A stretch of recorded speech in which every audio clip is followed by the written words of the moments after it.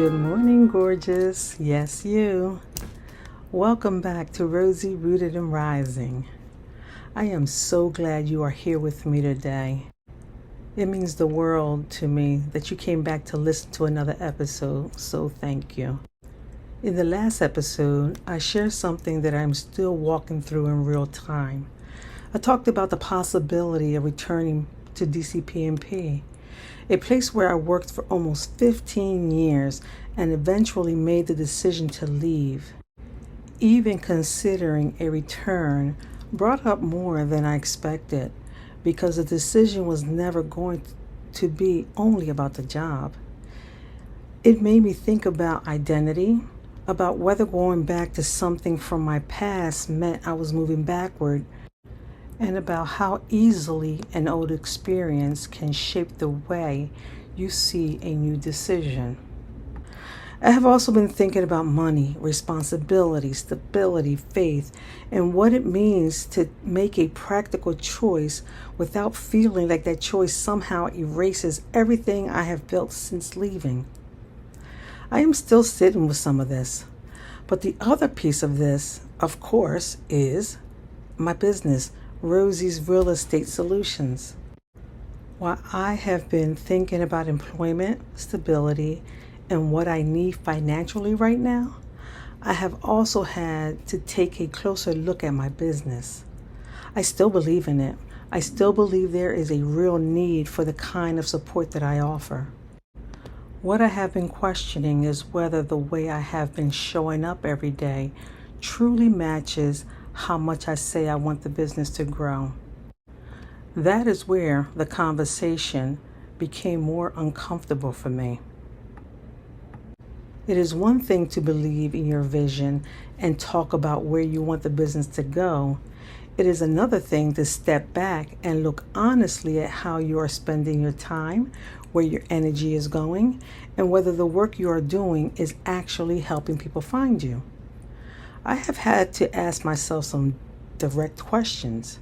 Do I believe in this business? Absolutely. Then why have I spent so much time changing things before I gave them time to work? That question has stayed with me because I know my habits. I can redesign a flyer, change the wording, adjust an offer, look at the website again, rethink a social media post, or come up with another service idea before I have consistently used what I already created. Girl, I can keep myself very busy that way. And because the work is connected to the business, I can feel productive. That is where I have had to be honest with myself. Preparation is not always progress. I like being prepared. I like things organized, clear, professional.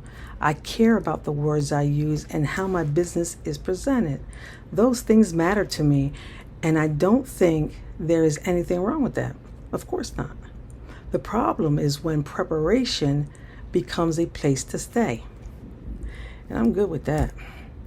There have been times when I keep adjusting something because adjusting feels easier than putting it in front of people. Just like this podcast. I can call it strategy or branding, but underneath all of that, I knew there were moments when I was simply giving myself one more thing to do before I had to be visible. That realization has been humbling. I am an ideal person. I can be driving somewhere and come up with an entire campaign before I reach my destination. I will think of a new way to talk about transaction coordination, a workshop idea, a presentation, a partnership, or another way to reach agents before they become overwhelmed. The ideas are not the problem. The problem is that a good idea cannot become much of anything if I replace it before I give it time to work. I know, I'm exhausting. I have had to look at the difference between being creative and actually moving the business forward. I have been busy. I have put real work into Rosie's Real Estate Solutions, but I also have to ask whether I have been as consistent with the work that makes the business visible. Have I stayed in touch with the agents I already met? Have I followed up when I said I would? Have I asked for introductions? Have I kept talking clearly about the problem I solve long enough for people to remember me? The answer is that I have not always done that well. And that is the difference I am beginning to see more clearly now. There is work that helps you build the business, and then there is work that helps people find the business. I have spent a lot of time working on Rosie's Real Estate Solutions. I have built the foundation. That is the part I do not want to overlook when I am being honest with myself. The systems matter, the checklists matter, the emails, the workflows, the transaction steps, the way I communicate, the way I organize a file, the way I think through what an agent needs before they even ask for it. All of that matters. That is not wasting time. But now the business needs me to trust the foundation enough to step out from behind it. That is the part I'm learning right now. Sometimes we keep perfecting the foundation because it feels safer than standing on it. We tell ourselves we are almost ready, but almost ready can become a place where we live too long. At some point, the work has to leave the private place. It has to come out of the folders, out of the drafts, out of the Canva designs, out of the notes on my phone, and into real conversations with real people. That does not mean everything has to be perfect. Absolutely not. It means the business has to be active. And for me, active looks like reaching out, following up, asking for introductions, showing up at BNI with a clear message, letting people know what I do, and not changing the whole plan just because I feel uncomfortable for a few days. That is the growth edge for me, because I can be disciplined when I am helping someone else.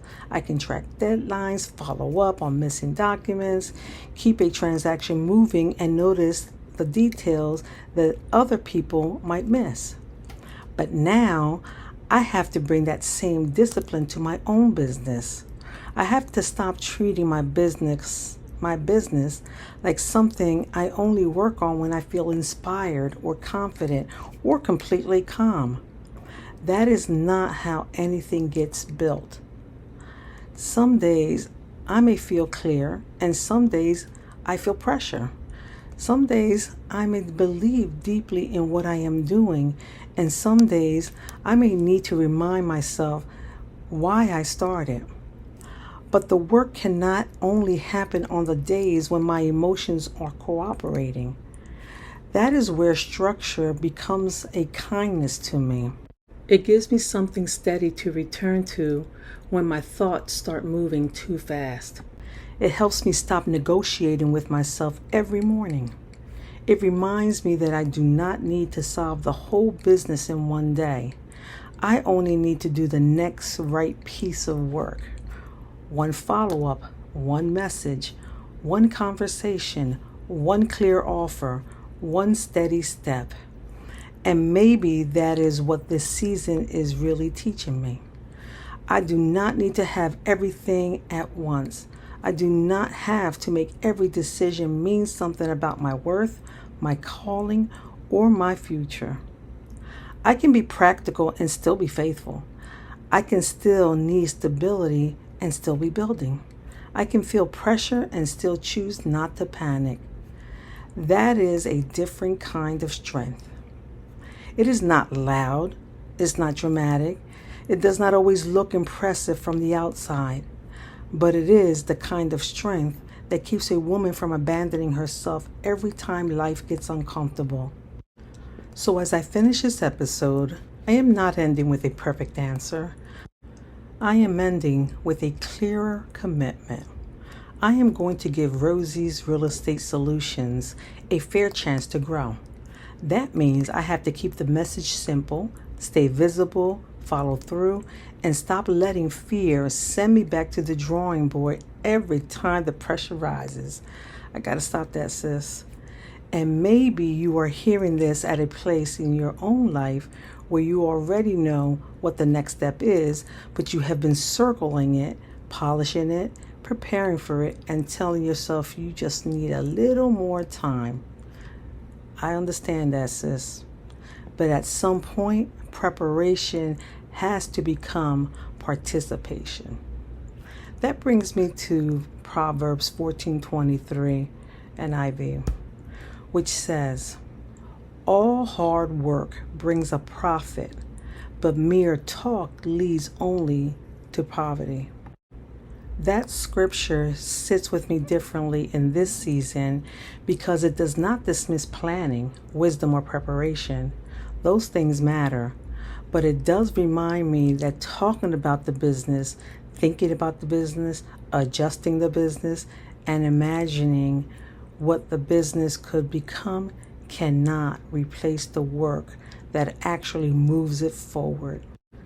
At some point, the work has to leave my thoughts and become action. It has to show up in the message I send, the follow-up I make, the conversation I ask for, and the consistency I choose when fear would rather keep me busy with one more adjustment. You have to step into the life you keep planning for. You have to let people see what you have been building. You have to trust that the next version of you will not be formed by thinking about the work forever, but by doing the work that is already in front of you. That is where I am right now, learning how to keep going without turning every fear into a reason to rebuild the whole plan. I am still building this business, but I am also building a steadier version of myself in the process. The kind of woman who can feel the pressure, tell the truth about it, and still choose the next responsible step without starting over every time something feels uncertain. Sometimes the next faithful step is not a new idea, a new plan, or another fresh beginning. Sometimes it is staying with what is already in your hands long enough to see what God can do with it.